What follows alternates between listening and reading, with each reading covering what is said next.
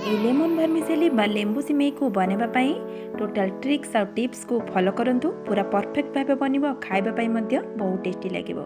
नमस्कार, इप्सिता किचन को आपण समस्त को अनेक अनेक स्वागत जनाउची। एथि पई 150 ग्राम रो सिमेई, गोटे लेंबू, 3टी कंचा लंका को काटिकी रखिछि, गोटे मीडियम साइज रो पियाज, किछि बादाम, काजू, भुर्सुंगा पत्र, अदा को ग्रेट करके रखिछि। आपण माने चाहिए पियाज को स्किप करि परिबे। गैस रे कड़ाई बसैकी सेथिरे पानी की दे दोछि, पानी टिके अधिक क्वांटिटी रे देबे। 1 स्पून रिफाइन ऑयल को देउछि गोटा गोटा हे कि सिमेई रहबा पई। देखंतु पानी एबे फुटी आसिलानी, एटी सिमेई को ऐड करूछि, ताको संगे संगे स्पैचुला साहाय्य रे भला से घांटी नेबे। गैस रे फ्लेम को हाई रे रखिथिबे।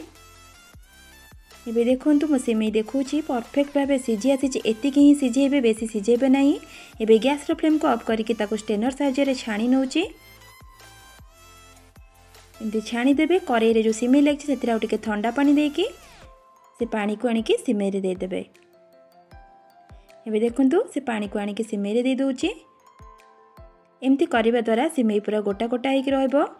बिल्कुल मन रखंतु बेसी सिझेबे नाही। तापरे पूरा ठंडा पानी रे ताको भल से धोई नबा। ठंडा पानी देबा द्वारा सिमेई पूरा गोटा गोटा हेकि रहबो। तापरे ताको एमती छाणी नबा। किछि समय में ताको छाड़ी दबा। साहाय्य रे एपट सेपट टिके करि नेबा। आपण माने चाहिए सिमेई सिझिला बेले रिफाइन ऑयल न देकी एठी रिफाइन ऑयल को देकी ताको भल से स्पून साहाय्य रे एपट सेपट करि नेबे। एबे सिमेई ठंडा हे गलानी। गैस रे कड़ाई बसैकी सेतिरे तेल को दे दोछि। तेल भी देखंतु ठेबे गरम हे गलानी।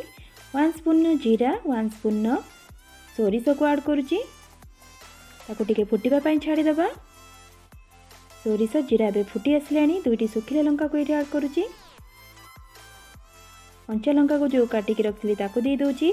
आपण माने चाहिए लंकार क्वांटिटी टिके कम करि परिबे जदि पिलांग पई बनौथिबे। अदा को जो एठी ग्रेट करिक रखिली ताको दे दोची।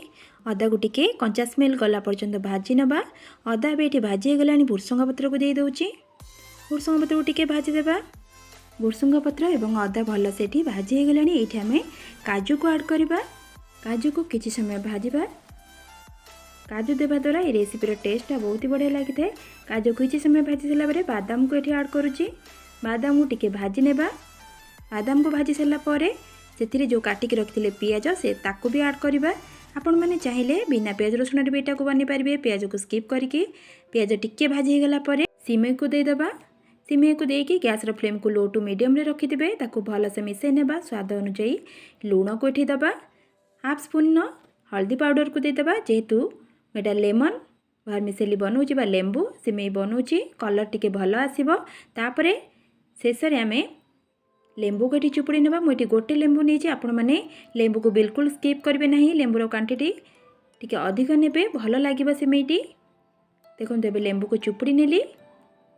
ताको भल से टिके मिसै नबा। लेंबू को पकै सला परे ताको भल से टिके मिसै की 1 मिनिट पर्यंत फ्राई करि नबा। जदि वीडियोटी भल लगी थाए प्लीज गोटे लाइक करिवे। आपण फैमिली और फ्रेंड्स का सह शेयर करिवे। जदि एपर्यंत मो चैनल को सब्सक्राइब करि नांती प्लीज सब्सक्राइब करि नेबे। देखंतु एठी मो धनिया पत्र को ऐड करूची।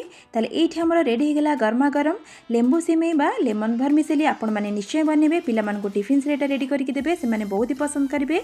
मैगी चाउमिन खाइबा भी भूली जिवे। पुणी देखा आ गोटे नुआ वीडियो रे। रहिली नमस्कार।